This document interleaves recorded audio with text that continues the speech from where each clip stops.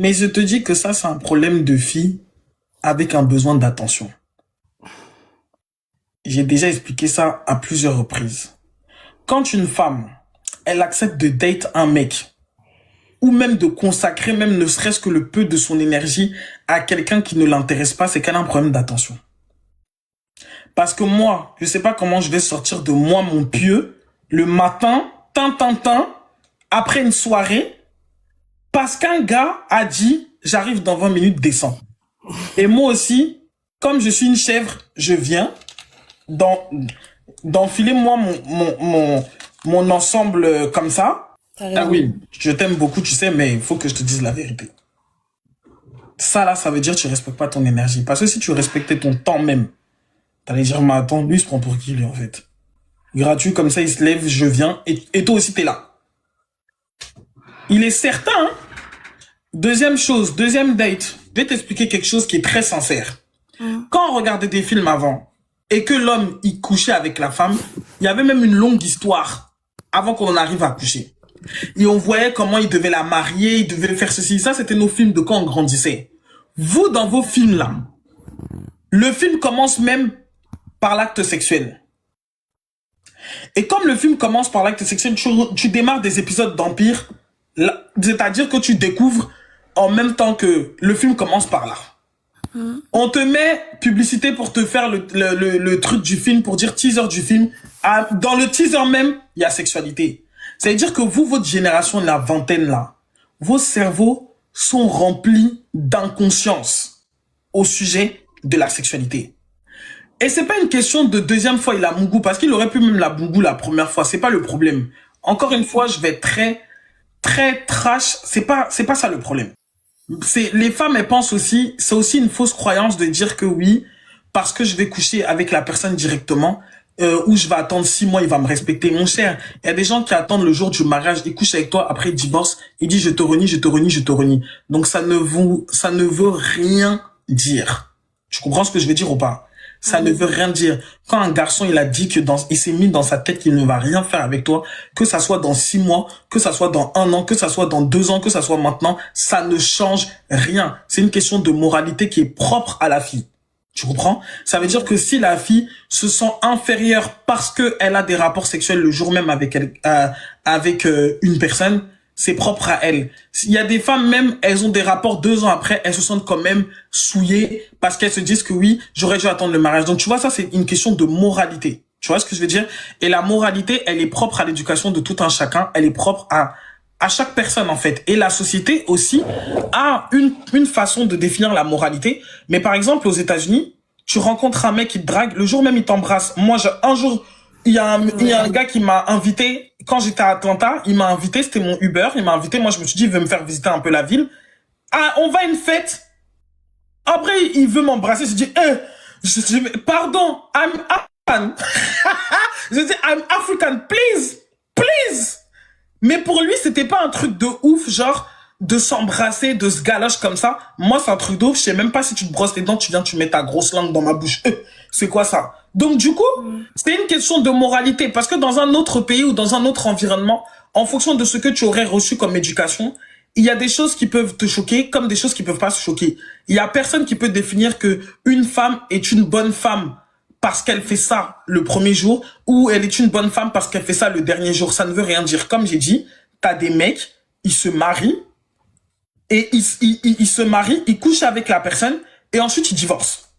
On a vu ça, on a vu beaucoup de mariages musulmans qui se sont traduits comme ça. On connaît les techniques maintenant.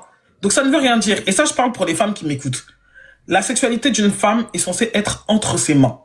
Ça veut dire que si toi, tu décides que tu as des rapports avec un homme aujourd'hui, ce n'est pas parce que tu viens répondre à son besoin, c'est parce que toi-même, dans ton autorité, dans ta volonté, pour ton propre plaisir, par amour pour toi-même, tu dis que non, moi en fait j'ai envie de le faire. Et maintenant, quelles sont les conditions que tu réunis par rapport à ça? C'est ça que tu dois comprendre. Ouais. C'est pas... Hey, chacun sa vie sexuelle. Hein. Moi, je peux pas trop rentrer dans des sujets de oui, on fait ça à tel moment, on fait pas ça à tel moment. Ça veut rien dire. Il y a des filles qui se flattent et qui se bercent d'illusions. à cette histoire, avec ce truc-là.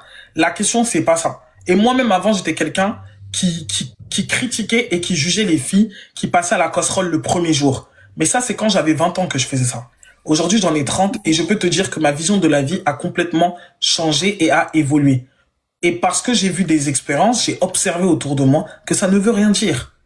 Tu as des hommes qui rencontrent une fille aujourd'hui et ils restent comme ça dans une maison jusqu'à ce qu'ils s'en vont se marier et ils se quittent plus jamais. Donc ça ne veut rien dire. Mais ce que j'ai remarqué, merci ma petite sœur Erin Koné, ce que j'ai remarqué c'est que toi, dans l'histoire que tu racontes dès le départ, besoin d'attention. Besoin d'attention. En fait, tu as envie de te faire draguer. Parce que je vais t'expliquer dans le cerveau d'un homme comment ça se fonctionne. Et c'est pour ça que je dis que les femmes, elles sont très bêtes et elles pensent qu'elles sont intelligentes. Quand t'es quelqu'un qui fait la star ou autre chose, le gars, il sait que tu fais la star. En fait, ça se voit. Donc le mec, quand il te regarde, il sait que toi, en fait, t'as juste envie qu'on te court après. Et c'est même ça même qui l'excite à te faire des choses de ouf après. Tu comprends? Les femmes qui ont un problème d'attention seront toujours des femmes avec qui on va jouer. Écrivez ça, vous toutes qui êtes dans le live, et puis vous mettez ça dans un carnet. Les femmes qui ont un problème d'attention, ce sont des femmes avec qui on va toujours jouer. Les femmes qui ont un problème d'estime de soi, ce sont des femmes qui vont tomber sur des hommes très méchants. La carence affective ou la carence d'attention fait que une femme, puisque en fait ton cas tu l'expliques, mais il y en a beaucoup qui vivent ça. Et puis il y a des gens qui écrivent ici, mais elles font pire que ça. Hein. Il y a des filles même qui payent garçons pour venir les poulous. Donc toi-même on t'a pas payé. Il y a des gens, toi-même tu n'as pas payé un garçon. J'espère que c'est pas toi qui as mis l'essence. Que chacun prenne la leçon là où il veut la prendre et qu'il l'applique là où il veut l'appliquer. Il n'y a pas une femme qui peut juger une autre. C'est pas possible. Parce que toutes les femmes ont été bêtes une fois au moins dans leur vie. Si pas, il faut que l'on se le dise. Chacun son degré de bêtise, mais toute femme va s'asseoir et va dire que non, j'ai au moins eu une situation où je me suis sentie bête ou autre chose dans ma vie. Maintenant, l'intensité dépend d'une personne à une autre. Donc moi, je pense qu'aucune femme ne peut se moquer d'une autre parce que vraiment, il y a des situations que quand tu t'assois, tu te dis que c'était sous tes yeux et puis tu voyais pas. Et c'est pas forcément, oui, j'ai donné de l'argent ou autre chose. Il y a des trucs, tu te fais manipuler, c'est sous tes yeux, tu vois pas. Donc s'il vous plaît, hein, que personne ne se moque de personne. Maintenant, ce que je vais te dire, c'est que, premièrement, pour que tu comprennes exactement ton mécanisme, le besoin d'attention, la carence affective, le besoin de te sentir validé dans le regard de l'autre. C'est comme ça que après, tu vas être là, tu vas donner de ta présence à une personne parce que tu as envie de recevoir des fleurs, en fait. C'est même pas tant que t'es intéressé, c'est que tu as envie de sentir que tu es, voilà quoi, t'es en place, on t'est en place, t'es belle, t'es ceci, t'es cela. Achète-toi une coiffeuse. Et puis regarde-toi dans le miroir tous les soirs. Et tous les soirs, tu vas te dire, je suis jolie, je me sens bien. Prends soin de toi, en fait. Voilà ce que je veux dire. L'attention, je vais te dire ce que j'ai dit à ma fille et ce que j'ai répété à d'autres personnes cette semaine. J'ai dit à ma fille, moi, en tant que ta mère, j'ai dit à ma fille, en tant que ta mère, c'est comme si je remplis ton premier cœur. Je remplis cette jauge-là. Après, il y a un deuxième cœur, c'est à toi de le remplir. C'est l'amour propre. C'est-à-dire que même si je suis ta mère, je pourrais jamais remplir ce deuxième cœur. Parce que ça, c'est propre à chaque individu. Et ben, je te dis la même chose. Il y a l'amour que ton père, ta mère ont pu donner ou n'ont peut-être pas pu assez donner. Dans ce cas-là, c'est toi qui vas devoir remplir la jauge qu'ils t'ont pas donnée. Jusqu'à arriver au stade où tu remplis ta propre jauge et tu accèdes à ce qu'on appelle l'estime et l'amour de soi. Que tu décides de ton plein gré. Là, en fait, j'ai envie de moudou. C'est tes fesses. Tu fais comme tu veux. Mais que ça soit l'autre qui te téléguide, qui te dit, ouais, viens me voir. Tu as 22 ans, hein? On nous disait, viens nous voir, on avait 16 ans, ma chérie, ou 15 ans. À 22 ans, un garçon, il ne dit pas, viens me voir. Tu comprends? C'est un garçon de quartier qui dit que, oh, là, je t'appelle là. Là, j'arrive, tu descends. Et quand surtout les filles, elles ont manqué d'un papa, là, de l'autorité, elles aiment bien l'autorité d'un garçon. C'est la street. C'est pour ça que la plupart des filles, quand elles sont jeunes, elles sont attirées. Surtout les filles qui ont eu un problème avec le papa, où il y a une rupture relationnelle avec le papa. Elles cherchent des hommes qui vont être autoritaires avec elles. J'ai compris. Je comprends d'où vient le problème. Toi-même qui es là, tu n'es pas sage. Donc, prochainement, tu as le droit. Tu es jeune, profite, comme je dis toujours à mes petites sœurs, profitez de votre vie, en fait. Mais, sache que celui avec qui tu dors et qui te pénètre et qui est teubé dans sa tête, il va amener ça dans ta vie. Donc, quand une fille, elle est sage, là, elle ne couche pas avec n'importe qui, pour commencer. Deuxième chose, tu peux pas être à la merci d'un garçon comme ça. Dès le départ, les bases n'étaient pas. Donc, le reste ne peut pas être structuré. On va écouter le reste par omission. Mais à la base, toi-même, comprends quelque chose pour ta propre vie. Et ça, que t'aies 22 ans, que t'aies 30 ans, c'est la même chose. Un garçon, il ne peut pas te sortir comme ça. Attendez, il faudra que je t'appelle, je dois te faire part de l'application de tes conseils. Oui, tu dois me faire part de cette application-là. Moi, je suis là, je suis concentré. Garçon ne peut pas te faire sortir du lit de ta maison. Toi, une bonne fille de famille. On te fait sortir comme ça. Par rapport à quoi? Par rapport à quoi? Donc, t'as 22 ans, faut prendre ta vie au sérieux. Parce que tu n'as pas 17 ans, là. T'as 22 ans, bientôt t'auras 25 ans. Donc là, normalement, tu dois être un peu plus structuré.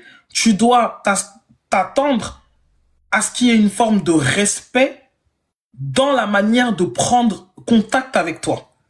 Et si tu ne marques pas ton besoin de respect dès la prise de contact, il n'y aura pas de respect pour la suite. C'est pour ça que le gars s'est senti à l'aise de te dire, vas-y, viens, viens, je prends un appart.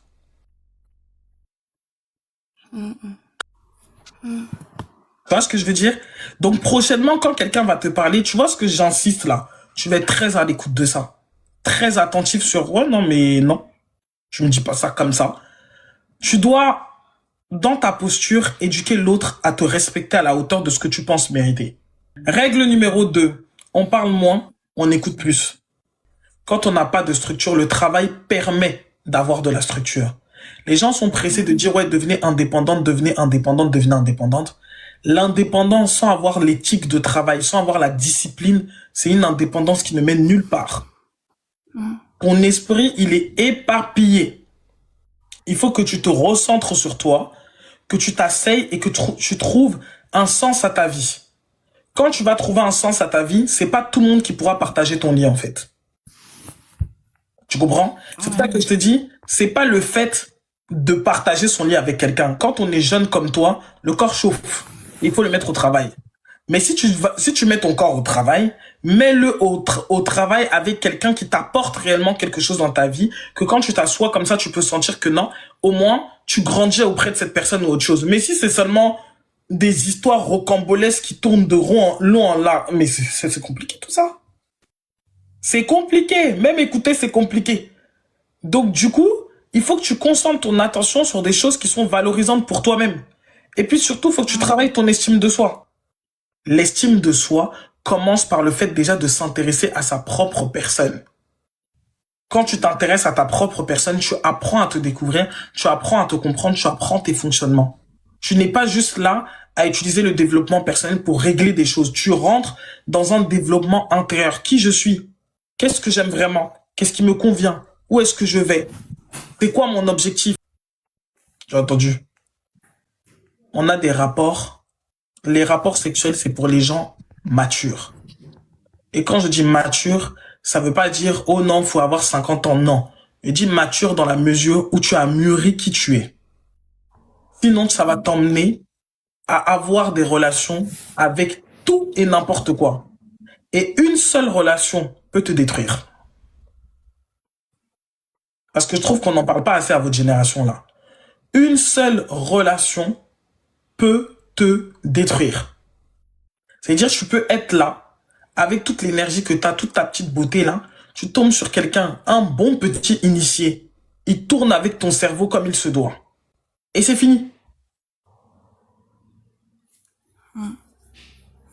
Donc, retrouve ta puissance sur toi-même, prends des initiatives pour toi-même, assieds-toi, pense à ta vie. Tu veux être qui? Tu veux aller où? Tu veux incarner quoi? C'est quoi ton objectif sur cette terre? Quand tu t'assois, t'es pas obligé de tout savoir. Je vais t'expliquer. Au fil des années, beaucoup de choses vont changer. Tu comprends? Il y a ce que, moi, quand j'avais 22 ans, il y a une façon, je rêvais d'aller vivre aux États-Unis. Et je faisais tout dans ce sens-là. Aujourd'hui, si tu me demandes de partir vivre aux États-Unis, je veux plus. Ça veut dire qu'il y a des choses, en fait, qui vont changer au cours des ans. Plus tu vas évoluer dans ta vie, plus ta vision sur toi-même va s'affiner. Plus ta vision sur ton avenir va s'affiner. Ce qui est important, c'est de commencer par écrire un plan.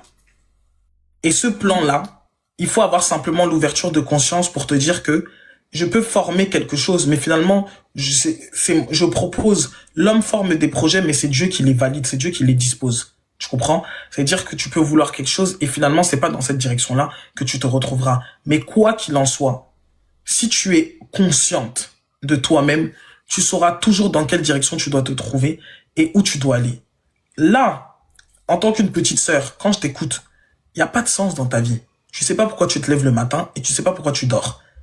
Et sur cette base, tu peux pas savoir quels sont les objectifs que tu as accomplis ou que tu n'as pas accomplis. Parce que au final, le fait qu'il n'y ait pas de plan, tu ne sais pas sur quoi se baser l'accomplissement ou le non-accomplissement de tes objectifs.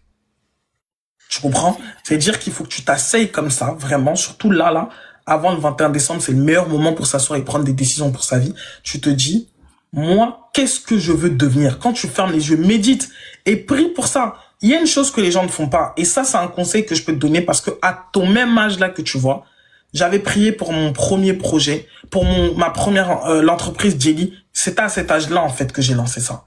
Tu comprends? Il n'y a pas d'âge pour avoir la maturité. C'est complètement faux. Les gens sont là dans le live, ils disent, ouais, les jeunes. Moi, je peux pas mettre ça sur le truc de la jeunesse. Je vais te dire quelque chose. Quand tu étudies un peu l'astrologie, tu comprends qu'il y a des portes spécifiques dans nos vies.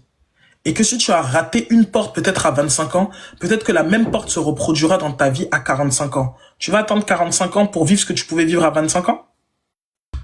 Tu peux, donc, les gens, ils aiment bien dire, non, mais c'est l'âge, avec l'âge, c'est comme ça. Ne mets même pas ça dans ta tête, en fait. Enlève qu'avec l'âge, c'est comme ça. Parce que ça ne veut rien dire. C'est faux. Tu trouves des femmes, elles ont 50 ans, elles posent des actions qui sont très bêtes, très idiotes. Et pourtant, c'est des femmes qu'on peut considérer que, non, elles ont un certain âge. Non, c'est une question de maturité. C'est une question de conscience. Et plus tu as conscience de toi, plus tu mûris, plus tu développes un âge mental qui te permet de prendre des décisions. Donc, ça veut dire que biologiquement parlant, tu as 22 ans, mais dans la tête, on dirait que tu en as 50, tu en as 60 parce que tu es consciente de toi-même. Tu comprends? Et tu n'as pas de conscience sur toi. C'est pour ça que quelqu'un se lève comme ça, il peut te parler comme si il peut faire ce qu'il veut. Parce que tu n'as pas conscience de toi et que c'est toi qui lui as ouvert cette porte. Et dans les gens que nous attirons, nous avons une responsabilité de ceux que nous attirons. C'est-à-dire que si tu attires des gens, et si nous attirons des personnes, en fait, dont on n'est pas satisfait, c'est parce qu'il y a quelque chose chez nous qui résonne avec eux. Tu vois? Et ça, c'est la responsabilité qu'on doit prendre. Il est éparpillé parce que toi-même, tu es éparpillé. Donc, c'est pour ça que c'est important. La vie d'une femme, et ça, je le donne comme conseil à toutes les personnes, que vous soyez jeune, que vous soyez 20, 30, 40, 50, il ne s'agit pas de ça. Il s'agit tout simplement du fait que il y a des périodes pour faire certaines choses dans la vie.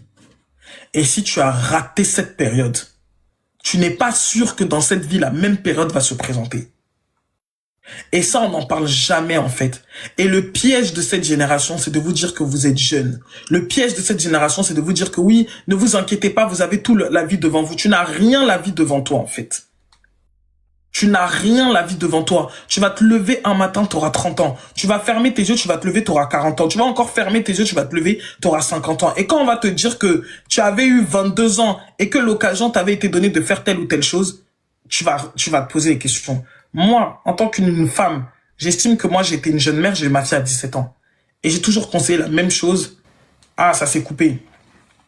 J'ai toujours conseillé la même chose pour celles qui sont là et qui écoutent. J'ai toujours conseillé la même chose à celles qui étaient plus jeunes. Quand vous n'avez pas d'enfant dans votre vie, vous n'avez aucune raison de rester bloqué dans les mêmes choses. Même le mariage que vous cherchez, sachez que le mariage prioritairement, là, actuellement, il est valorisé. En fait, il valorise l'homme. Et si une femme ne sait pas se mettre en avant, Si une femme, en fait, ne sait pas tout simplement prendre conscience d'elle-même et tourner les choses à son avantage, elle risquera de souffrir toute sa vie.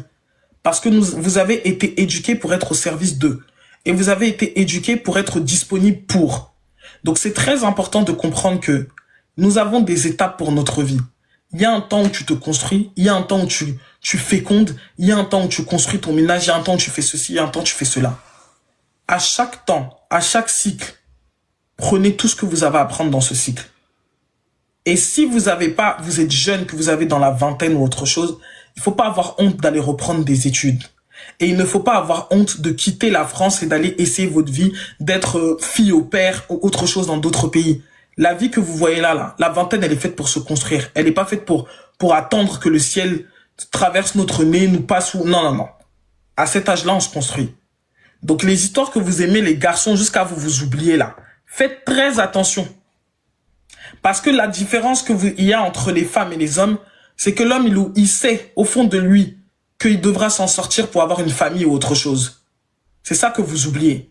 Le garçon, il est formaté à l'idée qu'un matin, d'une manière ou d'une autre, il devra survivre et il devra tout simplement il devra trouver une femme, il devra faire ceci. C'est-à-dire que dans sa tête, il sait naturellement que si on n'a pas éduqué non plus des efféminés, mais normalement, un garçon qui a été bien loti dans sa tête, même le garçon le plus prostitué, comme on dit, qui couche par-ci, par-là, il sait qu'à un moment donné, il devra aller s'asseoir et installer un foyer. Mais vous, les filles, comme vous pensez mariage, vous oubliez que même quand on s'en va pour se marier, il faut avoir une structure mentale. Parce que même ton mari, il a des problèmes, tu vas le conseiller comment? Et après, vous allez vous asseoir, vous allez vous plaindre que non, j'étais la femme de galère, il s'est retrouvé avec une autre femme. Parce que l'homme, à la différence de nous, il pense à lui et il pense à son évolution. Et les décisions qu'il prend dans sa vie sont basées sur ce qu'il peut lui apporter, avant toute autre chose. Donc, si vous ne voulez pas qu'on vous prenne comme des gens de soutien, commencez vous-même en fait à vous remettre en question et à investir sur votre propre personne. Pour que lorsque vous serez confronté à une situation où vous allez devoir quelque part, pour moi le mariage c'est la politique, vous allez devoir négocier des intérêts vis-à-vis de vous, que vous ayez des arguments et des éléments de vous asseoir et de vous imposer. Ça c'est tout ce que je peux vous dire. Ok, donc voilà, c'est ce que moi je peux vous dire par rapport à tout ça. Copier-coller, merci, ça fait plaisir. C'est toujours émouvant de recevoir des messages comme ça. Mais voilà, il faut que les femmes vous appreniez à vous valoriser et à arrêter d'attendre que cette valeur vienne de l'autre en fait. Si vous vous valorisez et que vous comprenez que au final c'est vous qui est c'est vous en fait qui est au centre de votre vie, vous allez arrêter d'être en quête d'attention. C'est pour ça que beaucoup de relations sont déséquilibrées parce que les femmes, moi je parle à mes sœurs à moi, vous êtes en constant besoin d'attention, en constant besoin de validation. Validez-vous vous-même. Asseyez-vous, pensez votre vie comme un projet. Qu'est-ce que j'aimerais être et qu'est-ce que j'aimerais devenir? Et acceptez aussi que l'erreur est humaine et que vous pouvez avoir pris un chemin étant persuadé que c'était le bon, vous vous êtes trompé. Ok, comment vous utilisez cette situation à votre avantage? C'est ça la question. Comment vous utilisez cette situation à votre avantage? Faut pas avoir honte aussi de recommencer.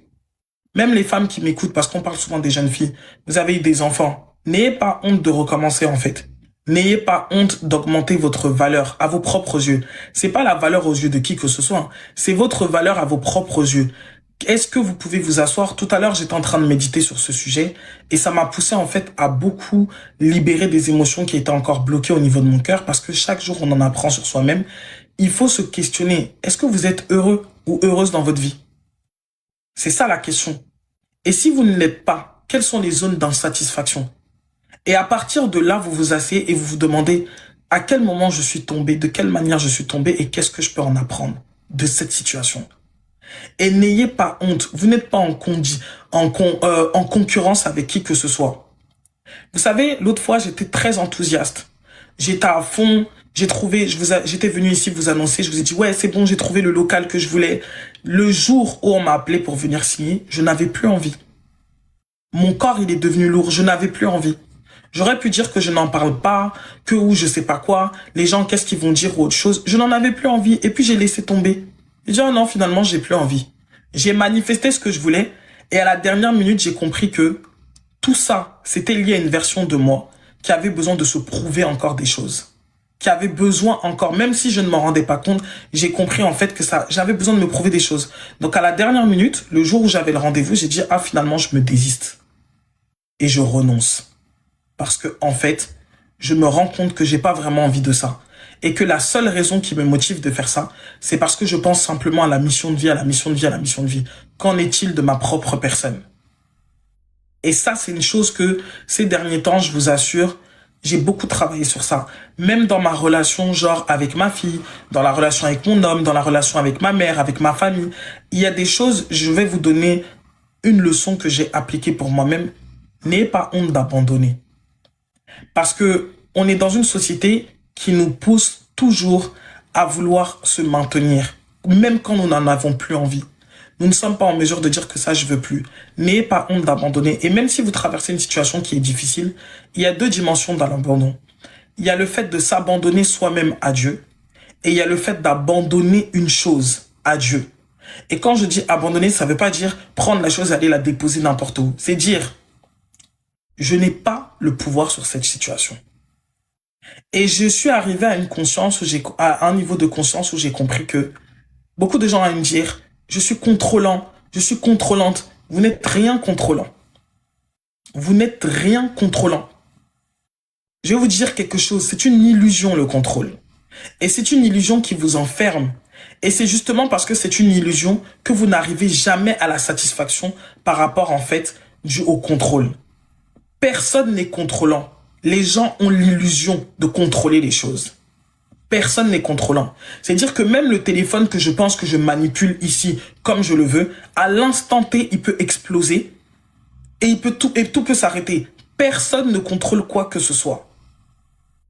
Et depuis le moment où j'ai pris conscience de ça, ça a débloqué un espace dans mon esprit et je me suis dit, putain, mais c'est quoi cette pression qu'on se met en fait? Personne n'a le contrôle de quoi que ce soit. Tu te lèves le matin en étant sûr de sortir de chez toi et de rentrer. Tu sors.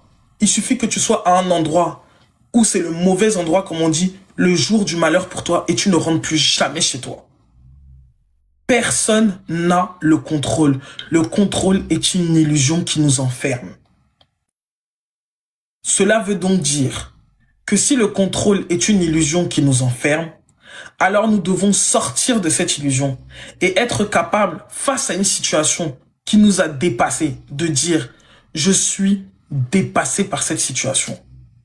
Je ne sais pas comment faire face à ça. » Dire à Dieu « Je ne sais pas » est une prière. Dire à l'univers ou à la nature « Je ne sais pas comment gérer ça » c'est une prière. J'ai eu à traverser le mois de novembre des choses que j'étais fatigué. Souvent même, tu as déjà eu l'habitude de gagner certaines victoires. Mais cette fois-ci, ce match-là, tu es trop fatigué parce que l'épuisement, en fait. La victoire crée aussi de l'épuisement. Excusez-moi de vous dire ça. Tu peux avoir gagné beaucoup de choses et être épuisé quand même. Parce que si tu as gagné des choses, ça veut dire qu'à un moment donné, tu as dû lutter. Tu as dû faire face. Donc même la victoire que vous voyez là, demande du repos après. Et si vous ne savez pas célébrer votre victoire, vous allez créer de la fatigue et de l'épuisement à vouloir encore célébrer d'autres victoires plus tôt que prévu. Il y a un temps pour tout, sous le soleil comme on dit. Il y a un temps pour dormir et il y a un temps pour être éveillé. Et quand le temps de dormir arrive, il faut que vous puissiez dormir pleinement en fait. En ayant la satisfaction et l'assurance qu'une force plus grande que vous, que ça soit vos ancêtres, selon les croyances de tout un chacun, que ça soit votre créateur, que ça soit l'univers, peu importe de quelle manière et à qui vous avez donné votre foi, quelque part, vous savez qu'il y a une force au-dessus de la vôtre qui prend soin de vous. Et il est capable, en fait, ça me tient à cœur, Calice, parce que je me suis rendu compte qu'il y a beaucoup de victoires que j'ai obtenues dans des combats que je n'aurais jamais dû mener. Vous entendez ou pas? Il y a beaucoup de victoires obtenues dans des combats qui n'auraient jamais dû avoir lieu. Et ça, quand tu comprends ça, c'est trop puissant. Ça veut dire qu'il y a des combats qui n'auraient jamais dû avoir lieu. toi, tu te réjouis seulement que oui, j'ai gagné, je suis sorti de cette situation. Mais en fait, ça n'aurait dû jamais avoir lieu. Si tu n'avais peut-être pas bifurqué dans le chemin, si tu avais peut-être cherché l'alignement, si tu ne t'étais pas trompé dans le chemin, cette victoire n'aurait jamais eu lieu parce qu'il n'y aurait jamais eu ce combat qui se serait présenté à toi. Ne soyez pas des personnes qui apprécient de vivre une vie de lutte et de combat. Appréciez la fluidité de la vie. Et quand le moment viendra où cette vie ne sera plus fluide, vous allez au moins pouvoir remarquer tout de suite et vous questionner, est-ce que c'est une épreuve qui est en train de me faire grandir et qui est évolutive pour moi, ou est-ce que c'est une situation que je vis qui est en train de me détourner de ce que je suis vraiment, de mon essence naturelle. Ce n'est pas parce que vous gagnez des choses, ce n'est pas parce que vous obtenez, ce n'est pas parce que vous manifestez que vous êtes forcément dans le bon chemin. C'est pour ça que je vous ai parlé, j'ai écrit une newsletter sur ça. Vous pouvez retrouver toutes mes newsletters sur Substack, c'est gratuit. Donc vraiment, c'est du contenu que je prends du plaisir à écrire.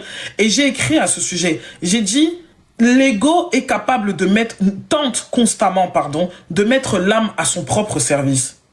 Vous pensez vraiment que tous ces livres sur la manifestation qui nous a été donnés, j'ai été une grande partisane de la manifestation. J'ai été moi je maîtrise vraiment les lois de la manifestation. Et je me suis rendu compte qu'à de nombreuses reprises, j'ai attiré beaucoup de choses qui s'en sont suivies de chaos et de difficultés et d'épreuves en fait qui étaient associées à ça. Et vous savez pourquoi? Parce que quand quelqu'un s'aligne, il n'a plus besoin de manifester. Quand quelqu'un est en train de vivre la vraie vie que son âme avait écrit pour lui-même, il n'a plus besoin de manifester quoi que ce soit. Il vit dans une fusion permanente, dans un équilibre permanent avec Dieu, la nature et les ancêtres. Il est dans un alignement total. Et quand il marche, il sent qu'il y a des forces devant lui, il sent qu'il y a des forces derrière lui, il sent qu'il y a des forces à côté, il sent qu'il est entouré dans ce qu'il fait et que ce qu'il fait n'est qu'un replay en fait de ce qui a déjà été vécu, de ce qui a déjà été accepté et de ce qui est déjà accompli en fait. Et ça, je me suis rendu compte de ça quand j'accompagnais les 5 personnes qui ont fait le Metanoia Money. J'ai voulu, comme on dit, tester certains outils que j'avais pour moi. J'ai voulu les tester sur d'autres personnes. Et l'une des choses qui revient de chacune, c'est le fait que, ouais, tout ce que tu dis que l'âme va vivre, effectivement, quand je passe ma semaine, en fait, les gens se sentent remplis. Ils se sentent alignés. Ils sont peut-être en train de traverser même des situations qui sont peut-être désagréables pour l'ego. Mais ils sont en paix parce qu'ils savent que c'est le chemin que l'âme a dit qu'elle allait emprunter. Nous avons une histoire qui est déjà écrite d'avance. Et tous ces livres qu'on vous met en fait, on vous met à votre disposition. Faites ceci, faites cela, utilisez la visualisation. En fait, on est tout simplement en train d'apprendre à votre ego à utiliser les mécanismes de l'âme. Au lieu que la visualisation soit un moment où vous connectez à votre âme pour que votre âme vous dise exactement ce qu'elle veut que vous fassiez, c'est comme un virus que vous créez dans votre système et vous commencez à mettre des images dans votre esprit qui ne vous ont pas été projetées par l'âme mais qui sont remontées par votre ego. Vous voyez ou pas? Et tous ces livres qui vous sont donnés, ça nourrit des égrégores. Ça nourrit des égrégores. Parce qu'au final, les seules choses et le seul objectif derrière tout ce que vous faites, c'est pour éviter une situation que vous êtes en train de vivre. Il n'y a pas d'acceptation. Alors vous restez dans la fréquence basse qu'est le désir de l'ego en fait. C'est pas les désirs de l'âme. Vous restez dans une fréquence basse et vous attirez, autant que vous attirez ce qui est élevé, autant vous attirez ce qui est aussi noir. Et c'est comme ça que c'est accompagné. Je monte, je descends. Je monte, je descends. Je monte, je descends. L'alignement, c'est la clé. Le mois de novembre m'a enseigné sur l'alignement. Le mois de novembre est venu me dire, à cause de la fréquence vibratoire que tu as, à cause de la puissance que tu as, tu es capable d'attirer à toi ce que tu veux. Il y a 3 ans, c'était un médium qui m'avait dit ça. Il m'a dit, tu as une telle force, tu as une telle puissance énergétique que parfois, tu changes les situations et tu imposes à l'univers quelque chose qui n'était pas destiné. Quand il m'a dit ça il y a 3 ans, je n'avais pas la compréhension de ce qu'il disait. Il me disait que tu modifies ton destin. Et je disais, mais non, je fais pas ça. Il disait, si, tu fais ça. Et moi, j'y croyais pas. Et c'est ce qu'on nous apprend à faire. Tous ces livres, la société n'a jamais voulu votre bien. Qu'on se dise la vérité. La société n'a jamais voulu votre bien. Et du jour au lendemain, On se retrouve avec plein de livres qui vous enseignent soi-disant comment manifester, comment faire ceci, comment faire cela. Vous manifestez, mais vous restez comme des esclaves constamment en train de manifester pour vous maintenir. Vous manifestez, vous manifestez, vous manifestez, vous manifestez, vous manifestez. Je vais vous dire quelque chose qui est simple et que n'importe qui peut faire. La spiritualité n'est pas quelque chose qui est complexe. Elle devrait être accessible à n'importe qui. Levez-vous avant le lever du jour. Asseyez-vous, respirez et dites tout simplement, je veux l'idée la plus alignée. Je ne veux pas la plus simple. Je ne veux pas la plus facile. Je ne veux même pas la moindre effort, le moindre effort. Comme ça, j'étais partisan du moindre effort. Le moindre effort, le moindre effort, le moindre effort. Je vais vous dire quelque chose. Il y a une différence entre le moindre effort et le sans effort. Vous voyez, les mots, depuis déjà cette année, je suis très axé sur les mots. Il y a une différence entre le moindre effort, qui veut dire aucun effort en excès, et l'absence d'effort. Quand vous vous levez et que vous dites « j'obtiens telle somme d'argent sans faire d'effort », j'obtiens telle somme d'argent sans faire d'effort, vous allez à l'encontre de la loi spirituelle. Parce que la loi dit que Mars doit être activé. Et Mars représente l'action. Mars représente le masculin dans votre vie. Donc quand vous dites « je veux obtenir sans effort », vous êtes en train de vendre votre puissance et de dire « je n'ai pas besoin d'action ». Sauf que vous rentrez en état de passivité et vous rentrez dans une posture en fait où vous êtes dépendant. Mais dépendant de qui? Dépendant de quel égrégore? Je me rappelle qu'un jour, j'ai utilisé une technique de Neville Goddard et je me suis retrouvé dans un plan de l'astral où on a commencé à m'attaquer.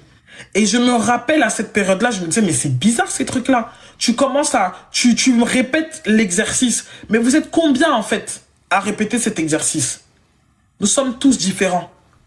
Vous voyez? On évolue tous les jours. Nous sommes tous différents. Et nous sommes des éléments... Nous avons des éléments totalement différents. Et notre thème natal nous montre à quel point nous sommes particulièrement différents. Chacun d'entre nous, nous avons une méthode propre à nous-mêmes. Nous avons notre propre langage avec le divin. Si je peux vous conseiller pour cette nouvelle année, soyez à l'écoute de la vie. Soyez vraiment à l'écoute de la vie. Les techniques de manifestation, je les ai fait. En tout cas, j'ai gagné de l'argent de toutes les manières possibles. En forçant, en manifestant, en priant, en suivant l'intuition. Ça veut dire que j'ai l'impression que j'ai fait toutes les techniques pour voir et pour arriver à une compréhension aujourd'hui qui est très simple. Connectez-vous avec votre créateur au travers de votre âme. Et à partir de votre âme, laissez la vie elle-même se mouvoir face à vous. Là où votre cœur se bloque, là où vous sentez que vous voulez aller, il y a de la résistance. Ne forcez rien.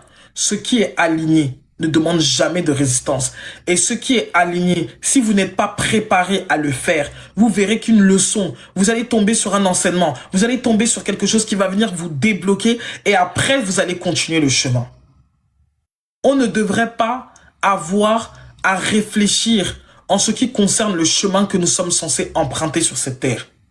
Nous devons plutôt revenir à nous, comprendre qui nous sommes, comprendre comment sont nos mécanismes, comprendre comment je fonctionne, comment est-ce que je suis, pourquoi moi c'est dans la nuit que je suis plus inspiré, pourquoi ceci, pourquoi cela. Découvrez-vous en fait, lisez-vous comme on lit un livre, lisez-vous. L'introspection sera la chose qui va le plus vous aider dans votre vie. Prenez une feuille et un papier tous les soirs. Qu'est-ce que vous avez apprécié? Qu'est-ce que vous n'avez pas apprécié? Sans le savoir, vous serez en train de faire connaissance avec vous. Parce que au final, cette relation-là que vous recherchez avec les autres, c'est une relation que vous devez entretenir avec vous-même. Beaucoup de femmes se plaignent de ne pas être écoutées par leurs hommes. Beaucoup d'hommes se plaignent de ne pas être compris par leurs femmes. Combien de temps vous consacrez à essayer de vous comprendre vous-même en tant qu'individu? Combien de temps vous consacrez à essayer de vous écouter vous-même en tant qu'individu? Ce que vous attendez de l'autre, donnez-le vous, premièrement. Donnez-le vous, premièrement. Et ce que je vais vous dire concernant la manifestation, il y a un verset qui dit dans la Bible que la bénédiction de Dieu n'est suivie d'aucun chagrin. Et dans plusieurs autres enseignements, on explique que l'homme, par le pouvoir de son esprit, Pas l'âme, hein. On dit par le pouvoir uniquement de son esprit. Et c'est pour ça que tous ces livres ne vous parlent jamais de l'âme. On ne vous parle que de l'esprit, de la manipulation de l'esprit. Et on vous dit que l'homme, par le pouvoir de son esprit, est capable d'obtenir et de faire ce qu'il veut. Nous avons vu cette année une personne, par exemple, pour les femmes, vous avez vu, comment elle s'appelle, l'influenceuse même qui est tombée enceinte du gars là en question, toutes ces choses-là. Et puis, elle a appris qu'il l'avait trompée. Elle était experte dans la manifestation, finalement. Donc, vous voyez que on peut obtenir ce qu'on veut de matériel grâce à la manifestation. Il n'y a pas de souci. Mais la question que vous devez vous poser, c'est que le travail, si vous n'avez pas fait de travail intérieur et que vous obtenez des choses, non pas qu'Axero c'est une américaine, et que vous obtenez des choses sans travail intérieur, ces mêmes choses repartiront aussi vite. Ou alors, vous allez accueillir le contenant qui paraît beau, qui paraît bien, mais le contenu sera à la hauteur de votre contenu interne. Ça veut dire que parce que tu vois Wizard, parce que toi, émotionnellement, finalement, elle se sentait toujours apeurée de se faire trahir. Elle avait toujours peur de la trahison. Elle avait toujours peur, en fait, de revivre le rejet. Elle était struggle sur les choses qu'elle avait vécues quand elle était enfant. Malgré qu'elle a manifesté la vie qu'elle voulait, ça n'empêche que dans le domaine relationnel, elle a attiré ce qu'elle était. Et vos relations du moment vous diront toujours où vous en êtes. Vos relations du moment vous diront toujours quelle est la fréquence qui tente votre vie. Vous rencontrez des gens toxiques à l'heure actuelle, ça vous en dit long sur qui vous êtes intérieurement. Manifestez des expériences, ce que vous voulez, n'importe qui peut le faire sans aucune préparation émotionnelle. Une bonne méditation bien expliquée. On peut vous accompagner jusqu'à ce que vous manifestez des choses. La question c'est, est-ce que vous êtes heureux dans ce que vous obtenez? Est-ce que vous ressentez un équilibre à tous les niveaux de votre vie? Non, dans cette nouvelle année, parce que là, on rentre dans un nouveau cycle, on dit, le nouveau cycle, on rentre dans une année en 1. Commencez avec la nature. Commencez avec votre créateur. Levez-vous le matin. Quelle est la façon la plus alignée d'obtenir ça? Tu as besoin d'une somme.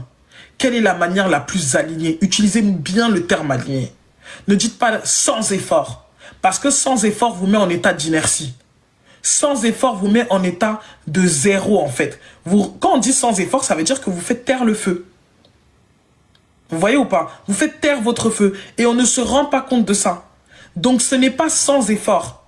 C'est tout simplement comment je peux obtenir cette chose de la façon la plus alignée.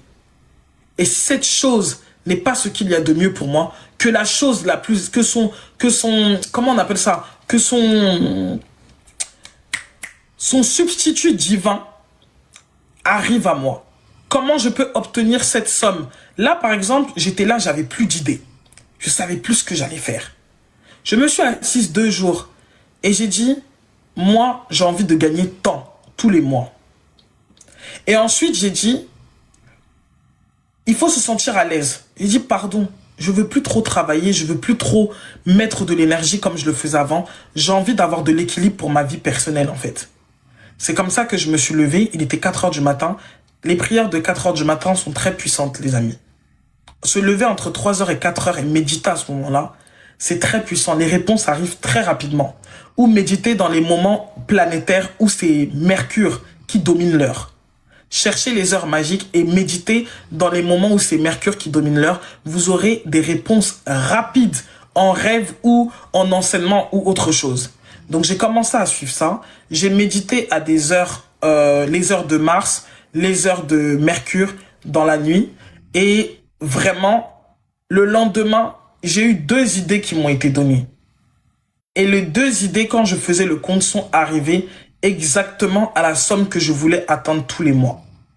Et dans ces 2 idées, j'avais bien dit, je ne veux pas une présence excessive de ma personne. Je veux pouvoir venir et partir parce que moi, je suis en train de progressivement m'installer sur le Cameroun. Donc, ça veut dire que je veux être libre de venir et partir et je ne veux plus avoir une entreprise qui n'est soutenue que par ma propre personne. Je veux vraiment pouvoir me développer. Tout ce que j'ai dit que je voulais. J'ai dit maintenant que l'idée la plus alignée avec ce que mon âme a décidé de vivre s'imprègne maintenant dans mon esprit. C'est une phrase qui est simple et je vous conseille de le faire. Lorsque j'ai lancé Jelly, cette entreprise qui m'a donné énormément de valeur aux yeux des gens et qui m'a donné ma carte de visite, comme on dit, j'ai réalisé des sommes astronomiques, j'estime, pour ce que j'estimais à ce moment-là. Et quand j'ai eu Jelly, c'était par la prière que j'ai eu Jelly. J'ai dit, Seigneur, donne-moi une idée. Et le truc, c'est que les gens ont oublié comment prier. Ils ont oublié comment se connecter à la source. Ils ont oublié, ils essayent de... En fait, avec tous ces enseignements qui vous sont donnés, les choses vous paraissent compliquées. Dieu, la nature, les ancêtres, appelez ça comme vous voulez. Comment est-ce que je peux atteindre ça? J'aimerais savoir quelle est la façon la plus alignée de vivre de telle manière. Quelle est la façon la plus alignée d'accomplir cette chose? C'est vraiment ça. Quelle est la manière la plus alignée? Et là, vous allez voir en fait que vous allez avoir des idées. Vous allez avoir des pensées claires qui vont vous venir, évidentes. Maintenant, cette chose, une chose aussi que je peux vous donner comme conseil, quand une idée vous arrive, laissez-la germer dans votre ventre. Ne prenez pas l'initiative de tout de suite la démarrer parce qu'il lui faut le temps de se former dans la matière. Laissez-la germer. Écrivez, premièrement. Écrivez au sujet de cette idée un peu chaque jour jusqu'à ce que vous sentiez. C'est comme une fréquence en fait, vous voyez? C'est-à-dire qu'au début, vous recevez comme une vibration. Écrivez, écrivez, écrivez. Jusqu'à un moment donné, la fréquence va se stabiliser et vous allez sentir comme un OK. Et vous saurez que là, vous avez capté vraiment la façon de faire, la manière de faire. Mais au début, quand vous voulez capter une idée, il faut écrire. Comment et de quelle manière la plus alignée? Vous êtes aujourd'hui là, vous avez peut-être un problème de facture à l'heure que je vous parle. Quelle est la façon la plus alignée de résoudre cette situation? J'abandonne cette facture à l'univers et je me laisse conduire pour régler cette problématique. J'abandonne cette situation au divin et je me laisse conduire pour régler cette problématique. Je me laisse conduire. Parce que quand vous dites que c'est sans effort, vous enlevez en fait votre part d'implication dans votre vie. Vous ne pouvez pas remettre votre vie à des forces que vous ne connaissez pas. Donc là, le système de oui, j'obtiens de manière fluide et sans effort. Non, en fait. Peut-être que la chose qui va te rendre le plus riche, c'est une chose qui va te demander un effort. Il y a des gens que dans leur maison 10, pour ceux qui s'y connaissent en astrologie, vous avez Saturne. Ou vous avez un signe qui est lié à Saturne. Si vous avez Saturne, ça veut dire que vous construisez par l'effort. Les choses n'arrivent pas comme ça pour vous. Donc quand tu dis, je veux obtenir sans effort, tu vas à l'encontre de ta programmation. Et si tu vas à l'encontre de ta programmation, tu vas ouvrir une porte à l'illusion. Et tu vas ouvrir une porte à des forces obscures qui vont venir commencer à t'envoyer des pensées qui sont complètement déconnectées de qui tu es vraiment. C'est pour ça que pour ceux qui sont les chrétiens, vous voyez que dans le livre de Romains, il y avait Paul qui disait toujours « Je soumets ma pensée à l'obéissance de Christ ». Autrement dit, je soumets mes pensées à l'obéissance de mon âme, à l'obéissance divine. Vous vous levez le matin, vous commencez par la cohérence cardiaque, vous respirez en profondeur, vous insufflez la vie, vous prenez la vie, vous respirez. À partir de là, vous allez tout simplement commencer à dire « Je confie ma journée ». Je confie ma journée à la nature, je confie ma journée, si c'est aux ancêtres que vous croyez, si c'est à quoi, je confie ma journée. Je me laisse conduire, je me laisse guider. Parce que le matin, vous devez savoir que c'est à vous de dire à l'énergie dans quelle direction il doit aller. Vous avez comme un serviteur qui est à votre disposition. Quelle est la tâche que vous lui donnez? Si vous ne lui donnez pas de tâche, le monde extérieur se chargera de lui donner une tâche. Le matin, c'est des choses très simples. Je me lève le matin. Je respire profondément. Je m'assois, je respire et je demande, ma journée qui est là aujourd'hui, je la confie au divin. J'ai des pensées, j'ai des idées qui sont alignées avec ce que je suis venu accomplir sur cette terre. Je ne me laisse pas conduire par autre chose que la lumière. Je confie ma journée. Je fais ceci, je fais cela. Que mes ancêtres me protègent, que ceci me protège. Peu importe votre croyance. Ce que je dis là, c'est un enseignement universel. La vraie spiritualité, c'est une spiritualité que n'importe qui peut vivre, et cela peu importe ses croyances. Donc quand vous avez respiré comme ça en conscience, quand vous avez confié votre journée à votre créateur, parce qu'il y a des gens qui sont chrétiens, qui sont musulmans, vous faites des prières mécaniques inutiles vraiment, amin, c'est fini. Vous comprenez rien à ce que vous êtes en train de réciter là. C'est de la récitation, ça c'est pas de la prière. Moi, je peux prendre un... Je ne suis pas musulmane, mais je peux tellement être imprégné d'un verset que je l'utilise dans mes prières et ça active quelque chose dans ma vie ou ça active même quelque chose dans la vie de la personne pour laquelle je prie. C'est pour ça qu'il y a des gens qui obtiennent des résultats encore au nom de Jésus, d'autres qui obtiennent des résultats en tant que musulmans. C'est pour ça qu'il y a des miracles dans tous les endroits où il y a des gens qui se disent religieux. C'est pour ça qu'il y a des miracles aussi auprès des marabouts. C'est pour ça qu'il y a des miracles auprès des sorciers. C'est pour ça qu'il y a des miracles partout en fait. Parce que vous devez comprendre quelque chose. C'est la croyance qui fait l'individu. Donc quand vous vous levez le matin, vous devez donner une direction à votre esprit. Votre esprit est votre fidèle allié et votre fidèle serviteur sur la terre. Et vous devez constamment dire à votre esprit, tu es soumis à la volonté de Dieu. Vous devez dire à votre ego, tu es soumis à la volonté de Dieu. Ça veut dire que corps, âme et esprit, je m'aligne sur la fréquence de la vie. Je m'aligne sur la fréquence de l'amour. Tout ce que je m'apprête à faire aujourd'hui ne sera que vie et vérité. Chaque jour que vous allez faire ça, lorsqu'il y aura une incohérence, un matin ou un jour dans votre vie, vous allez tout de suite savoir le capter. Parce que vous allez apprendre progressivement à vivre dans un état d'alignement et de plénitude. Vous avez des actions que vous posez qui ne vous nourrissent pas. Ce que je vous enseigne aujourd'hui, c'est à poser des actions qui vous nourrissent. À poser des actions qui portent elles-mêmes des graines, qui vont elles-mêmes porter encore du fruit et ainsi de suite. C'est un cycle vertueux. C'est de ça qu'il s'agit. Nous rentrons dans une nouvelle phase. Nous rentrons dans un nouveau cycle. Il y a des gens qui sont morts dans cet ancien monde. Et quand on dit mort, ça veut tout simplement dire qu'il y a des personnes que vous allez voir de vos yeux comme ça, qui seront rendues incapables de faire quoi que ce soit en rentrant dans cette nouvelle ligne de temps. Ils ne pourront plus rien faire. Ils ne pourront pas agir. Ils seront comme enfermés parce qu'ils ont décidé que leur conscience ne devait pas évoluer. Et ça ne leur regarde que eux-mêmes. Mais pour vous qui êtes là, qui avez compris que vous êtes en train de traverser un chemin, le mois de novembre a été une traversée pour beaucoup d'entre nous. L'alignement qu'il y avait sur le plan astral, c'est un alignement vertueux. On a vu ça peut-être que c'était il y a 3 siècles qu'on a vu ce genre d'alignement. Certaines planètes formaient une croix dans le ciel. Quand on dit la croix à 5 branches, là, c'est la croix à 5 branches. Les gens qui s'y connaissent en ésotérisme, vous savez que cette croix-là, elle est extrêmement puissante. Pour que les étoiles s'alignent dans ce sens-là, nous comprenons que nous sommes arrivés à la fin d'un cycle, à la fin d'un monde, et que ce dans quoi nous rentrons ne sera plus jamais pareil que ce que nous avons connu. Donc pour les gens qui ont peur de l'inconnu, n'ayez crainte. N'ayez vraiment crainte.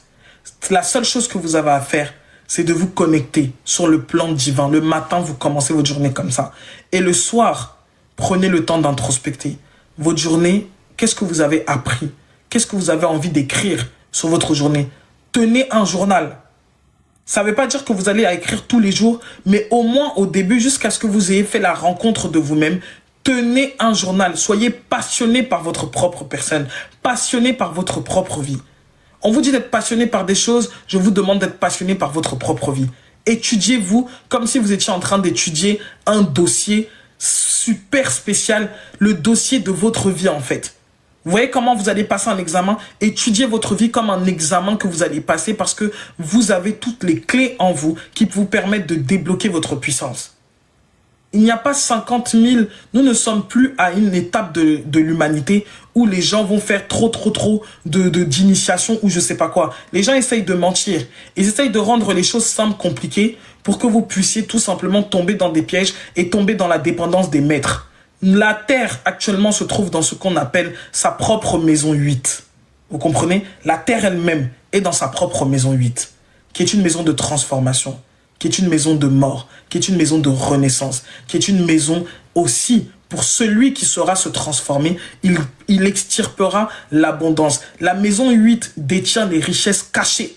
La maison 2 parle des finances matérielles, les choses qui sont disponibles dans la terre. Mais la maison 8 parle des richesses cachées qui vous viennent d'ailleurs.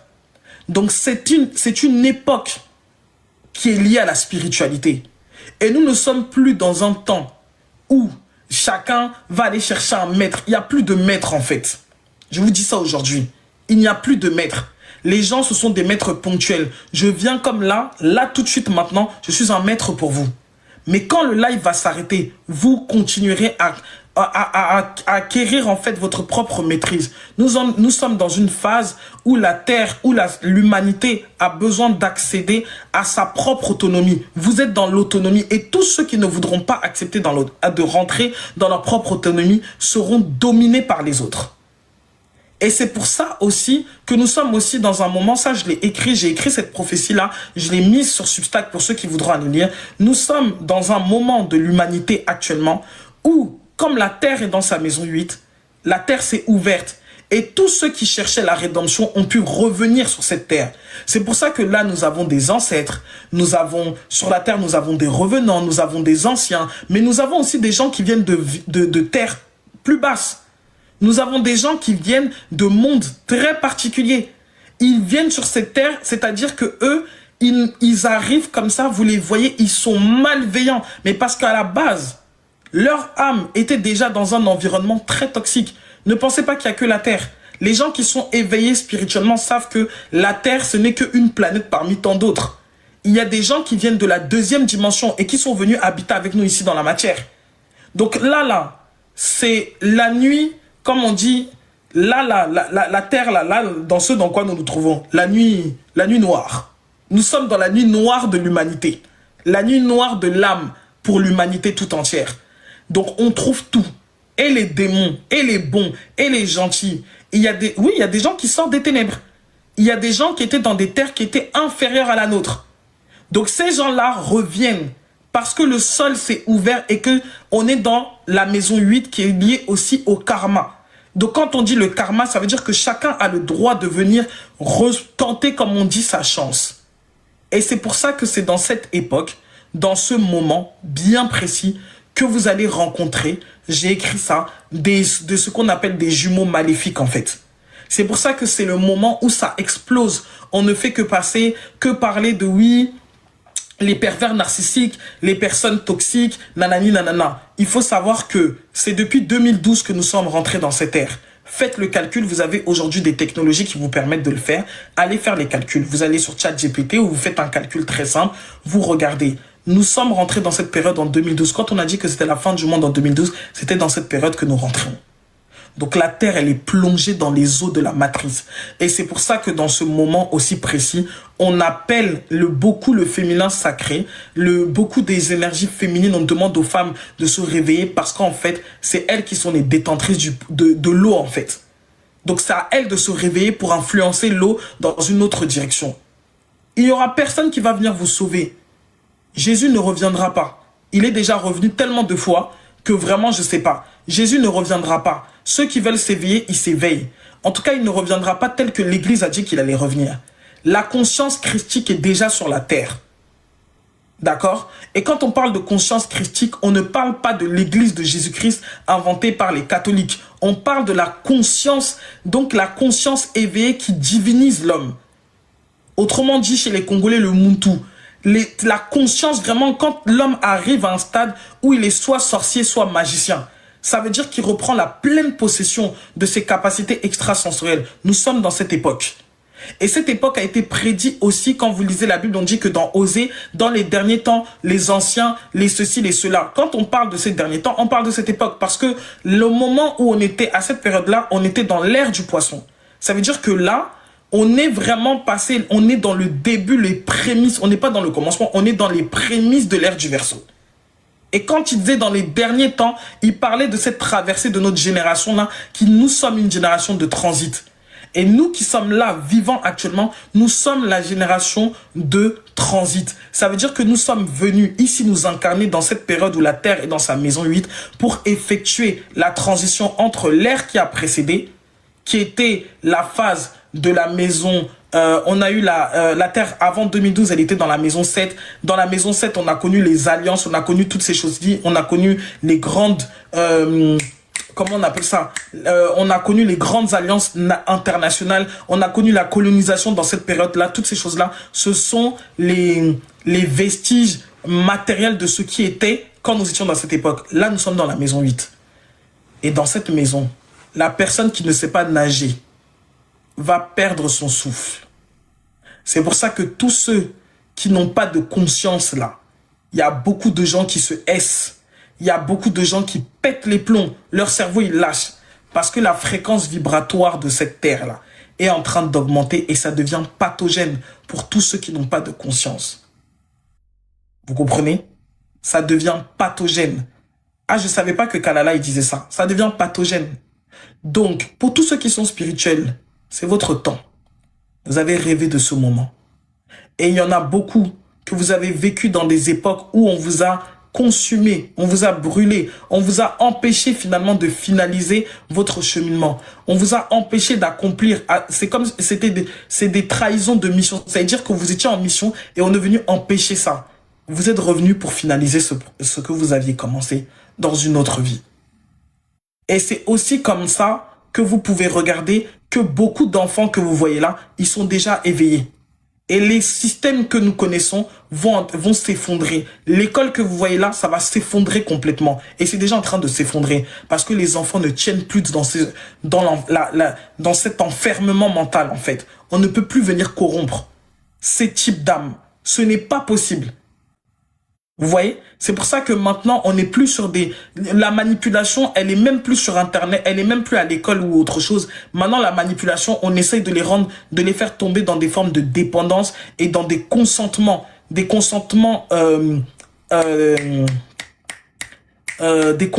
technologiques, parce que vous voyez que les enfants, ils sont plus accros, mais c'est normal. Pourquoi ils sont de plus en plus accros à tout ce qui est Internet ou autre chose? Parce que c'est en accord avec l'ère dans laquelle ils sont venus s'incarner. C'est vraiment les enfants de l'ère, comme on dit. Donc c'est pour ça qu'ils sont c'est des portails, et en fait, c'est comme s'ils avaient eux en face d'eux. Donc veillez vraiment à toutes ces choses-là. Veillez vraiment à toutes ces choses-là. Nous ne sommes pas là pour venir nous asseoir et faire Il n'y a pas d'initiation. La personne qui vous parle d'initiation, nos ancêtres ont eu leur base. Si vous voulez aller vous initier, sachez que vous allez aller vous initier pour la connaissance, pour comprendre comment une tradition fonctionnait. Peut-être que c'est nécessaire d'aller vous initier parce que certaines choses que vous avez reçues vous viennent de l'ancestralité et donc par conséquent, vous allez devoir peut-être travailler dans votre incarnation avec les ancêtres. Alors c'est pour ça qu'une initiation sera nécessaire. Mais pour quelqu'un dont les dons qu'il a reçus ou les choses qu'il a à faire n'ont rien à voir avec les ancêtres, l'initiation ne vous sert à rien. La première initiation commence par apprendre à vous connaître. Et c'est la plus grande de toutes les initiations. Parce que l'initiation, même telle qu'elle est, avait pour but d'emmener l'homme à se comprendre, à se connaître, à se maîtriser. C'est le but de l'initiation. Mais aujourd'hui, c'est devenu quelque chose que les gens vendent. C'est devenu quelque chose que les gens utilisent dans le but de manipuler, dans le but d'accroître des finances. Et nous ne sommes pas contre le fait d'avoir de l'argent ou le fait de manger par rapport à ce que tu as transmis. Le problème n'est pas l'argent. Le problème est l'intention derrière les choses. Le problème, c'est de vouloir dire aux gens, ne vous connaissez pas, mais cherchez seulement à connaître les choses mystiques. Il y a plus de gens qui savent ce qui se passe dans l'astral qu'ils ne savent ce qui se passe dans leur corps. Vous êtes là, vous avez des tensions dans le corps. Vous n'avez pas résolu les problèmes que vous voyez avec vos yeux, mais vous voulez aller résoudre les problèmes que vous ne voyez pas avec vos yeux. Vous n'êtes pas allé vous questionner sur pourquoi mes jambes se gonflent, pourquoi ceci se passe, pourquoi il y a cela, pourquoi je perds des cheveux, pourquoi j'ai le cancer, pourquoi j'ai ceci, pourquoi j'ai cela. On a une jeune femme qui vient de mourir. Paix à son âme. Est-ce que vous avez écouté la manière, quand elle parlait de son mari, quand elle parlait de son compagnon, est-ce que vous avez écouté la manière dont elle faisait les choses? Elle était dévouée. Et personne ne s'est assis pour essayer de comprendre le cancer du sein, là, comme on dit, je crois que c'était le cancer du sein qu'elle a eu. Personne ne s'est assis pour essayer de comprendre quelle est la symbolique derrière ça. Et si vous allez regarder la symbolique du cancer qu'elle a eu et que vous écoutez les interviews qu'elle donnait, la posture qu'elle prenait face à son mari, la manière dont elle était, c'est-à-dire qu'elle portait son mari, vous allez comprendre pourquoi elle a eu ce cancer. Raison pour laquelle énormément de femmes aujourd'hui se retrouvent avec des maladies très jeunes. Avant, les mamans, elles avaient des maladies qui arrivaient très tard. Quand une femme arrive à un stade où sa féminité est complètement éteinte et qu'elle prend le rôle de la force brute c'est fini. Elle tombe malade. Elle tombe malade. Mais comme les gens sont dans l'inconscience, on ne voit que le côté très émotionnel de la situation. On pleure, on pleure, on pleure. Nous devons pleurer. Mais après avoir pleuré, nous devons nous asseoir et nous questionner. Pourquoi? La longévité est un don de Dieu dans nos familles. Pourquoi? Qu'est-ce qui se passe pour qu'on entende que des papas sont morts à 50 ans, à 60 ans? Qu'est-ce qui ne va pas? Pourquoi? Et c'est toutes ces choses-là qui vont nous emmener à atteindre la première maîtrise, la maîtrise de la matière. Tu vas aller au 7e chakra alors que le chakra racine, tu ne l'as pas encore maîtrisé. Tu n'as pas encore appris à maîtriser ton énergie sexuelle. Tu n'as pas encore appris à maîtriser tes jambes, à savoir toi-même être la personne qui décide quand tu donnes ou quand tu reprends, mais tu es déjà dans les histoires de l'astral. Mais attendez, il y a un souci là en fait. Il y a vraiment un souci. Donc laissez un peu les histoires de « oh, je veux trop en savoir sur ce qui se passe de l'autre côté ». Vous en saurez autant qu'il le sera nécessaire en fonction de votre évolution de conscience. Parce que le danger dans les initiations, vous voyez, le danger dans les initiations, c'est quoi? On vous montre des techniques pour monter en fréquence. On vous montre des techniques pour monter en fréquence, pour aller en haut. Et vous prenez toutes vos émotions lourdes que vous n'avez pas finalisé de traiter et vous vous retrouvez au ciel là-bas avec. Et après, quand vous vous retrouvez en haut, les fréquences d'en haut amplifient l'état dans lequel vous êtes. Vous pensez que la méditation, c'est quelque chose qu'on fait pour guérir? Vous pensez que quand on rentre en connexion avec des mondes supérieurs, c'est pour aller guérir là-bas ou quoi? Non, hein? Que personne ne vous mente. Ça ne se passe pas comme ça. Tu peux être très mauvais et monter dans des fréquences très hautes. Donc ça n'a rien à voir avec les émotions que vous portez. Mais Erin, même ce que tu dis, même quand tu écoutes sa posture, c'est elle qui était l'homme. C'est elle qui était dans le don de sa personne, dans la dévotion. Et c'est elle qui s'est sacrifiée jusqu'à ce que ça a pris sa vie. C'est parce que son histoire est publique. Après le deuil, les femmes doivent s'asseoir et pleurer. Pour celles qui sont ivoiriennes et qui m'écoutent, elle est un symbole de ce qui se passe dans cette société. Elle est un symbole de ce qui se passe dans cette société où les hommes sont remplacés par les femmes. Où on commence à arriver dans une société qui s'occidentalise de plus en plus. Quand une femme sort de sa vibration, quand une femme sort de sa dimension féminine, elle ne peut plus capter l'énergie qui est censée l'animer. Elle ne peut plus être un portail qui reçoit la vie. Elle ne peut plus porter la vie à l'intérieur d'elle. Les seins sont liés au cœur. Ça veut dire que le chakra cœur est déchargé. Il y a ce qu'on montre aux yeux des autres. Et puis il y a ce qui se passe à l'intérieur de soi. Et il y a énormément de femmes qui oublient que sans votre cœur, vous n'accédez à rien. Protège ton cœur plus que toute autre chose, car c'est là où se trouvent les sources de la vie. On est en train d'applaudir sur le plan international en disant que même jusqu'à la fin, la fille était en train de plus penser à son homme qu'elle ne pensait à elle. Et les gens sont en train d'applaudir. Quelqu'un est à l'hôpital et elle se préoccupe de préserver la vie de la personne avec qui elle était plutôt que sa propre vie. Ça veut dire que même sur le lit de mort, sa dernière pensée était de sauver l'autre. Et les gens applaudissent comme si c'était normal. Il faut lire les signes. Il faut vous rendre compte de ce que la vie est en train de vous dire. Il faut observer ce qui s'est passé et comprendre dans cette ère, c'est le grand réveil des femmes en fait. Et personne, chères femmes, les hommes vont devenir, plus vous allez vous maintenir dans une basse fréquence, plus vous allez attirer des hommes encore plus méchants que ce que vous avez connu. Vous voyez ou pas?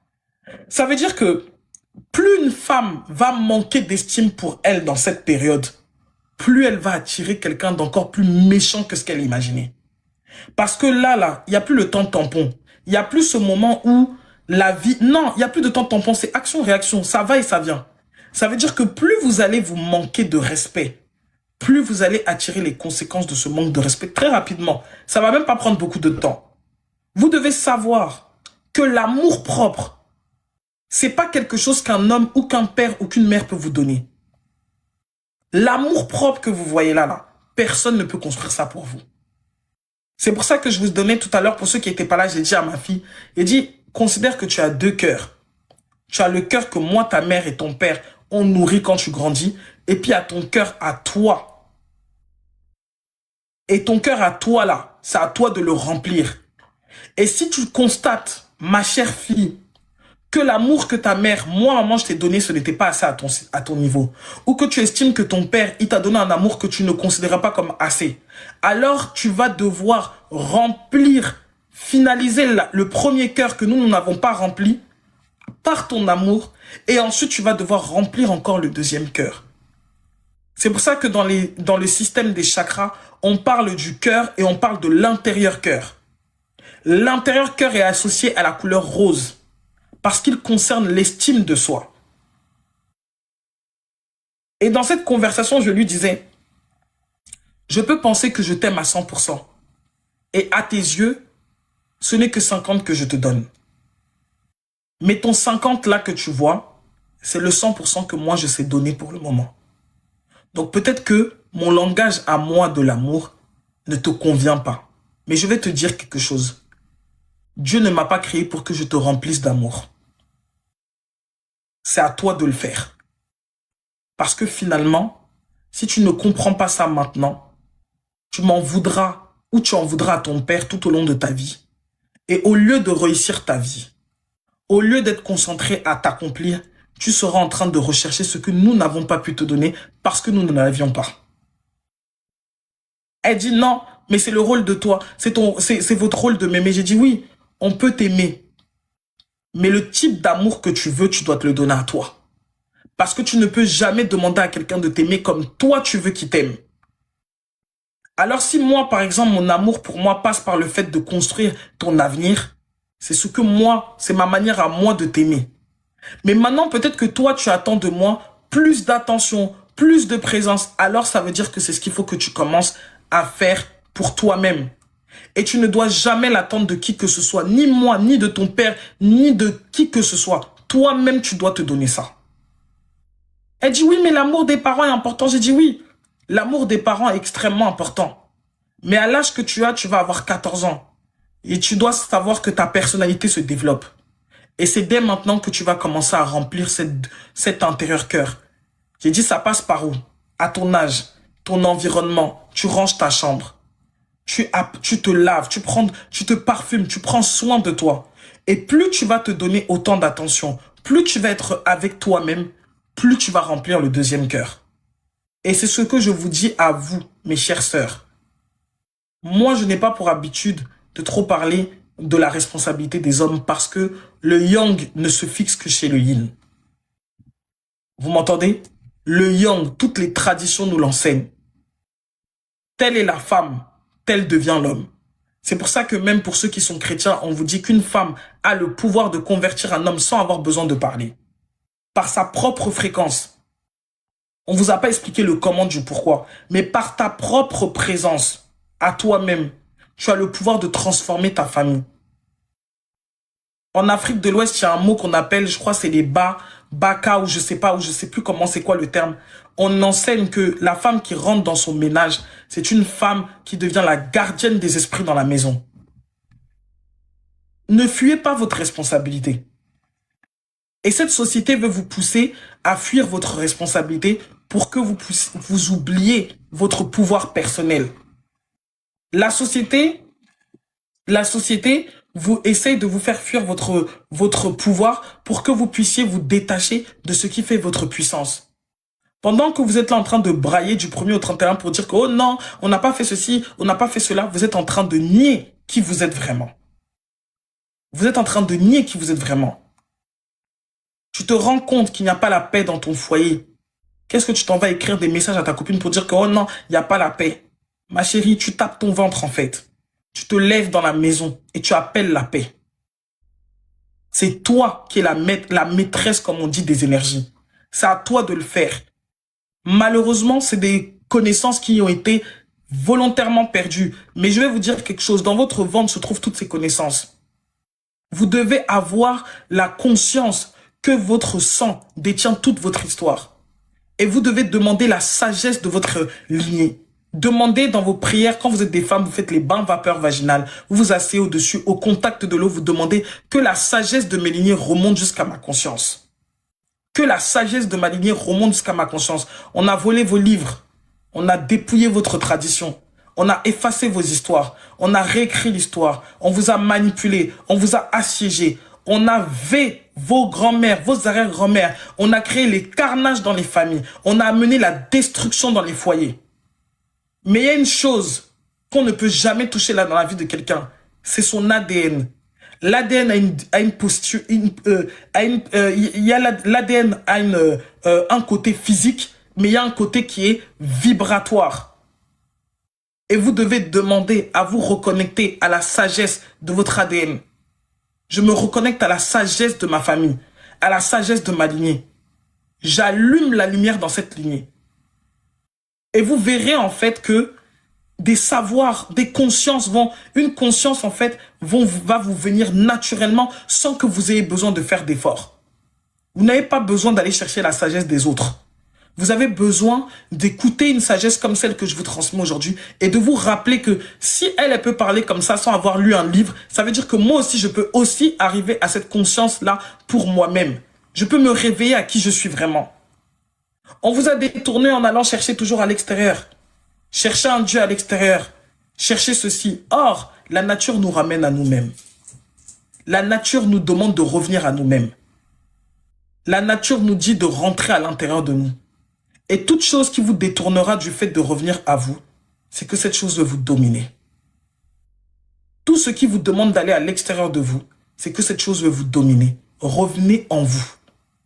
Et demandez à ce que la puissance de votre lignée s'active maintenant dans votre temps, dans votre vie, dans cette expérience, dans cette incarnation que vous êtes en train de vivre. Que tous les dons, que toute la puissance qui était devenue stagnante, que toute la force et la férocité de ma lignée se réactivent maintenant dans ma vie. Que quand je mette les pieds quelque part, ça ne soit pas moi qui mette les pieds seulement, ça soit moi et tous ceux qui m'accompagnent. Il faut que vous appreniez à manier le verbe. Pas pour que ça plaise à quelqu'un, mais pour vous-même.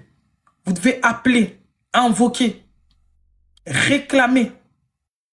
Et je vais donner un conseil aux femmes qui ont eu des enfants avec des hommes complètement perchés, dont les familles sont complètement délogées psychologiquement là.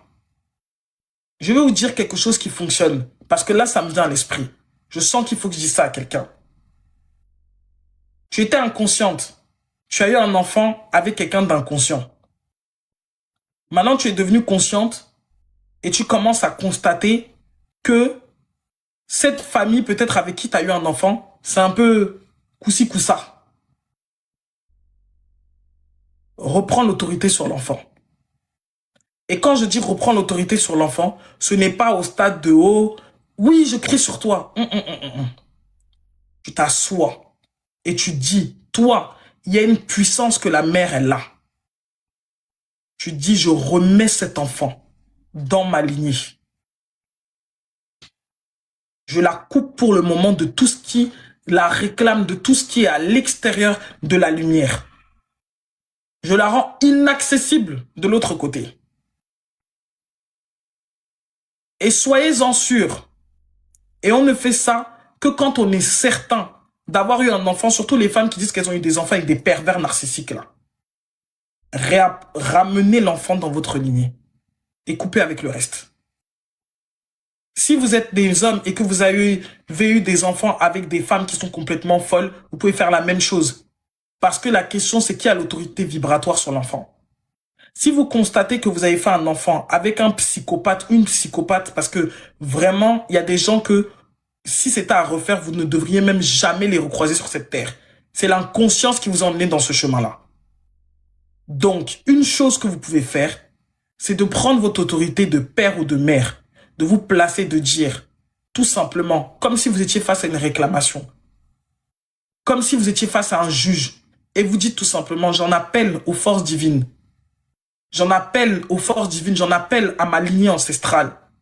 Voilà l'enfant que j'ai eu. Voilà, à un moment donné, je me suis éparpillé. J'ai fait un enfant avec telle personne. Tu cites son nom. J'ai fait un enfant avec telle personne. Mais quand je regarde aujourd'hui, à la lumière de la conscience, je comprends que je suis allé m'accoupler dans une lignée vraiment qui porte préjudice dans la vie de cet enfant. Parce que je vais vous dire quelque chose. Dans ta lignée, vous pouvez être comme ça. Et tu fais un enfant, tu vois un enfant, il est têtu, tu sais pas pourquoi il est têtu. Alors qu'en réalité, c'est les schémas de sa lignée, peut-être maternelle ou paternelle, qui essayent de se reproduire dans sa vie. C'est des réclamations. Vous voyez, quand les chrétiens ils disent réclamation, là, ça existe. C'est des réclamations. Ça veut dire que, peut-être que dans la lignée de côté de son père ou de sa mère, les gens sont complètement malades. Ils ont aucune moralité. Il n'y a aucune structure, ou carrément, ce sont des gens qui sont tellement déconnectés de leur ancestralité qu'il n'y a que des entités qui les dominent dans cette lignée. Ramène l'enfant dans ta lignée. Et c'est de quoi je vous parle. Ramène l'enfant dans ta lignée jusqu'à ce que tu vas rêver. Tu vas même peut-être rêver qu'on vient même pour tenter de chercher l'enfant parce que tu l'auras récupéré. Ramenez l'enfant dans votre lignée. Dis, si c'est des deux côtés, tu coupes avec les deux côtés. Et tu prends ton autorité, tu dis la lignée là, elle commence à partir de moi.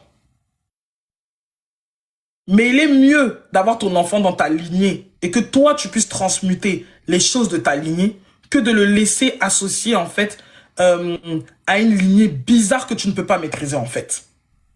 Parce que ce qui est ton sang est ton sang. Tu peux purifier ça. Mais ce qui est le sang de l'autre là, tu n'as pas de maîtrise dessus. On est d'accord? Tu n'as pas de maîtrise dessus. Et c'est comme ça que vous voyez des enfants qui se lèvent et ils commencent à détester leurs parents du jour au lendemain. Vous pensez que ça c'est quelque chose qui est normal. Ça n'a rien de normal. Ça n'a rien de normal. Vous voyez ou pas? Ça n'a rien de normal. C'est contre nature. C'est contre nature. Donc, vous devez prendre l'autorité de vous abandonner à la source divine, de dire, je constate que la lumière n'éclaire pas sa lignée. Et je vois dans le cheminement de cet enfant que si je ne la réclame pas et que je ne la ramène pas dans ma lignée, cet enfant va se détourner du chemin qui est la vérité. Jusqu'à ce que cet enfant décide d'aller se reconnecter de elle-même. Ça doit venir de elle-même. Vous voyez de la manière dont il y a certaines femmes qui coupent le contact avec le père ou autre chose. C'est comme ça que tu dois couper le contact avec cette lignée.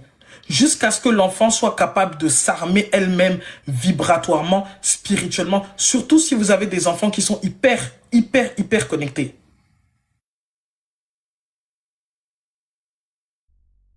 Vous voyez ou pas? Surtout si vous avez des enfants connectés. Vous voyez les enfants un peu médiums là, qui voient les choses, qui conscientisent vite, les enfants étoiles comme on dit dans les lignées. Eux là, ils sont toujours court-circuités très tôt. Parce qu'on veut les utiliser comme des ponts pour pouvoir continuer à vivre. Il y a des ancêtres comme ça qui n'ont même pas été bien enterrés. Ils sont là, ils sont en train de errer sur la terre. Chaque fois qu'il y a un enfant qui s'incarne dans la lignée, cet ancêtre-là cherche à posséder les enfants. C'est pour ça que vous regardez des familles, il y a les mêmes problèmes. Dans cette famille-là, tout le monde va en prison. Dans cette famille-là, tout le monde fait ceci. Dans cette famille, tout le monde fait cela. C'est ce genre de choses. Parce que ces entités-là, qui en réalité étaient des gens qui ont vécu, ils continuent à court-circuiter les auras des enfants-là. Et comme c'est des gens sans défense et que parfois les parents sont tellement inconscients, qui ne vérifient pas, qui n'accompagnent pas leurs enfants dans leur cheminement. Les parents sont tellement inconscients, ils ne préservent pas, ils ne sont pas éveillés, les enfants sont court-circuités. Tu vois un enfant comme ça, il arrive à 14 ans, il commet des actes qui sont non. Donc ça veut dire que ça n'a aucune normalité. Si tu ne sais pas, tu vas pas savoir que peut-être il a été traversé par un ancien qui est là, on l'a pas enterré, il erre sur la terre. Peut-être que c'est quelqu'un qui est mort en exil. Il cherche un corps dans lequel il va continuer à se nourrir. Maintenant, c'est ton enfant qui l'a vu. Porteur de lumière. Tu vois, l'enfant, il perd sa joie. Soyez attentifs à vos enfants. Il perd sa joie. Il perd son innocence d'enfant. Comme s'il portait un masque. Tu le vois comme ça, il a plus de... Il y a des enfants, vous les voyez, ils sont bébés, on dirait des vieux. Vous savez ça, non? Il y a des enfants, vous les voyez comme ça, ils n'ont pas d'éclat. Ils n'ont aucun éclat. Tu les vois comme ça, ils sont ternes, on dirait des vieux pères. Si vous allez vraiment vérifier, vous constaterez qu'ils sont traversés. Parce que normalement, l'enfant, il a une vibration qui est censée être pure. Il est clair dans sa présence. Mais quand tu vois un enfant qui est là, noir dans sa façon, la vibration est basse. Énergétiquement, tu sens, il ne dégage rien. L'enfant, il sourit pas. Il est bizarre comme ça. Il est traversé. Les gens, ils pensent que la possession démoniaque ou la possession, c'est forcément, pardon, démoniaque, ou ils pensent qu'autre chose. Les vraies possessions, même, elles sont pas démoniaques. Les vraies possessions, c'est des esprits errants. C'est des gens qui ont vécu et qui errent et qui viennent même parfois se loger directement sur l'utérus de la mère pendant qu'elle est en train de féconder. Et tu vois que l'enfant, il commence même à développer des traits de caractère qui sont propres à cette personne qui est décédée. Il y a trop de choses, hein. Il y a trop de choses. Il y a vraiment trop de choses. Donc, du coup, il faut vraiment, vous les mères là, ne rigolez pas avec vos enfants. Ne rigolez pas avec vos enfants. Tu te rends compte que la famille de l'autre côté là-bas, ils sont un peu mystiques, bizarres. Tu n'as même pas la paix avec la mère. Déjà, tu fais un enfant avec un homme, tu n'as pas la paix avec sa mère. Ma chérie, tu protèges ton enfant, s'il te plaît.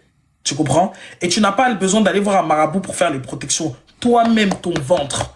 Cet enfant est sorti de ton ventre. Le nombril que cet enfant a le connecte à ton nombril, à toi, et le connecte au nombril, donc c'est-à-dire à tous les autres nombrils qui vous ont précédé. Tu tapes sur ton ventre. Comme on dit, t'appelles ta force maternelle, en fait. Tu dis tout simplement que mon enfant devient invisible. C'est-à-dire, je le coupe avec la lignée paternelle. Jusqu'à ce que l'enfant, il grandisse par lui-même. Et après, lui-même, il ira se connecter quand il le voudra et quand il en aura besoin, parce il saura lui-même qui il accepte de rentrer dans sa vibration et qui le rejette. Ce sont des choses que si on avait appris plus tôt, il y a des mères qui n'auront pas perdu, comme on dit, leurs enfants sur ce chemin. Il y a beaucoup d'entités bizarres.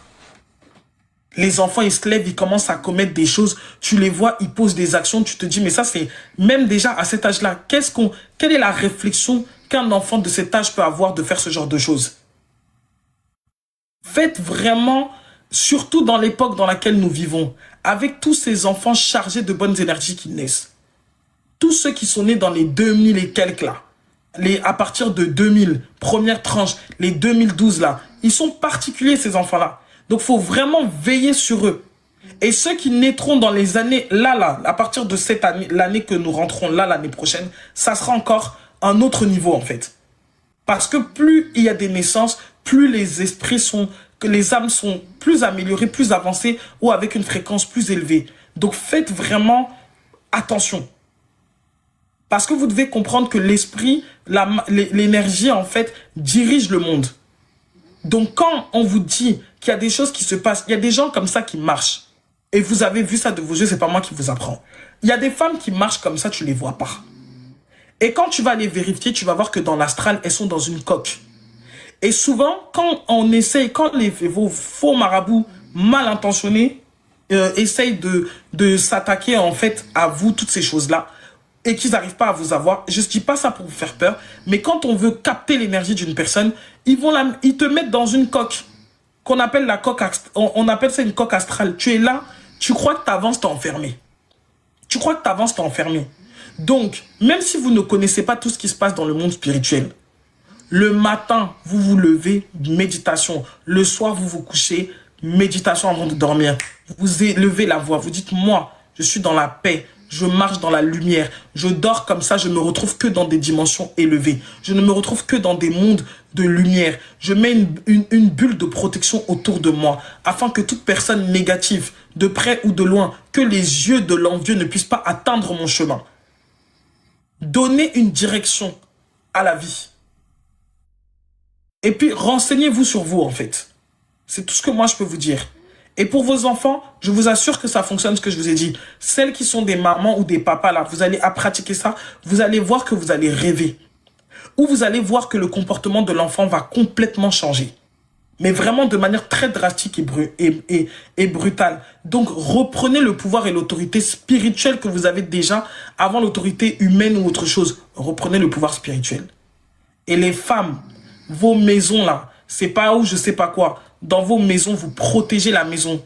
Je place ici des énergies de lumière. J'appelle les fréquences d'amour dans ce lieu. Tout ce qui n'est pas l'amour, tout ce qui n'est pas la paix, tout ce qui n'est pas la sécurité, tout ce qui n'est pas le calme, la sérénité n'arrive pas dans cette maison.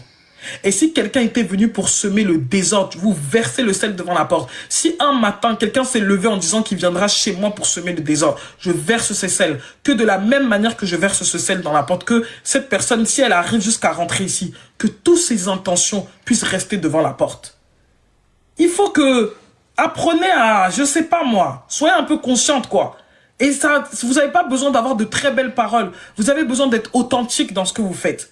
Tu fais ton ménage, tu balais, tu passes. Souvent, vous mettez dans l'eau, vous mettez la citronnelle. Si vous sentez que la maison, elle est un peu... Vous sentez que c'est chargé. Merci, Amazon. Vous prenez l'huile essentielle de citronnelle. Vous mettez dedans. Vous prenez l'huile essentielle de citronnelle, vous prenez l'oliban. Vous passez la serpillière. Parce que les huiles, les essences sont divines. Vous passez la serpillière, vous appelez la paix dans la maison. Et vous repoussez les mauvaises énergies. Une femme ne peut pas avoir une maison sans qu'il y ait la citronnelle dedans. Je vous dis ça aujourd'hui. Vous ne pouvez pas avoir une maison sans citronnelle dedans. Vous comprenez? La citronnelle.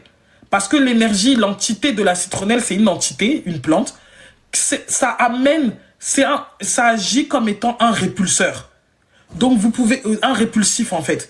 Donc vous mettez la citronnelle quand vous passez votre serpillière. En plus, ça sent bon. Vous mettrez la citronnelle, vous passez, vous dites, cette maison, c'est une maison de paix, c'est une maison d'amour, c'est une maison de joie, c'est une maison ceci. Si quelqu'un est venu avec des mauvaises intentions, la personne, elle l'aura même... Ça veut dire que même peut-être elle va rentrer, elle se sentira pas à l'aise chez vous, elle va pas vouloir rester ou autre chose. Surtout si vous êtes avec des hommes qui sont un peu inconscients, où ils aiment bien amener les amis à la maison, toutes ces choses-là. Vous n'allez pas rentrer en guerre pour dire que non, chez moi, personne ne rentre. Citronnelle. Citronnelle au Liban. Mettez ça dans le seau, vous passez la serpillière. Les enfants, vous mettez un peu pour les endormir, pour avoir des nuits paisibles. Et souvent, vos enfants aussi, il faut prendre l'habitude de leur faire des bains. Vous n'allez pas toujours aller chez des gens pour dire, oui, est-ce que tu peux laver mon enfant? Est-ce que tu peux laver mon enfant? Vous êtes des femmes, en fait. Lavez vos enfants, lavez votre homme, en fait. La femme, c'est une sorcière par nature. Vous comprenez? Vous êtes des sorcières par nature parce que votre ventre est ouvert sur les dimensions extérieures. Donc, tu prends l'eau, tu prends ceci, tu laves, tu prends les plantes que tu as, tu laves, tu mets le cœur et ça suffira entièrement. Ok? Reprenez votre place de prêtresse dans vos maisons et pour votre propre vie déjà à titre personnel et ensuite dans vos maisons en tant qu'épouse, en tant que mère, en tant que, comme on dit, reine de votre propre royaume. C'est votre empire. Vous voyez ou pas? Donc pour moi aujourd'hui, la canalisation est finie. Je vous ai donné ce que j'avais à vous donner. Je le fais pour mon enfant, bain de purification chaque vendredi avec Excel. Voilà, c'est ça qu'il faut. De temps à autre, vos enfants, vous prenez, comment on appelle ça? Vous prenez regardez ici, j'ai quoi? La fleur d'oranger. Vous pouvez mélanger fleur d'oranger, un peu de citronnelle dedans. Vous mettez ça en spray sur l'enfant. Pour que les énergies répulsives de l'école, là. Parce que si vous avez mis des enfants dans les écoles publiques, ils sont avec les enfants de monsieur et de madame tout le monde. Hein? Ou bien, donc vous mettez des choses en place pour que tout le monde se sente bien. C'est tout ce que je peux vous dire. Et créez du temps pour vous. Vous êtes des mamans, souvent vous êtes des mamans, vous avez des enfants. Prenez du temps pour vous. Parce que votre énergie va augmenter si vous avez du temps avec vous-même. Plus vous vous donnez du temps avec vous-même, plus votre énergie va augmenter. Là où vous aviez besoin de prier 2 semaines, un matin, vous allez vous lever, vous élevez la voix. Au bout de 12 jours, le problème, il est réglé. C'est là que vous devenez la source de prospérité de la maison. Donc voilà, moi, c'est tout ce que je peux vous conseiller. En tout cas, pour ce soir, j'ai fini. Il est 2 h du matin, vous êtes nombreux. Merci d'avoir été là. 287, c'est pas rien. Moi, je suis contente. Je suis contente. Et puis, bisous, bisous. Prenez soin de vous et passez vraiment un bon dimanche demain.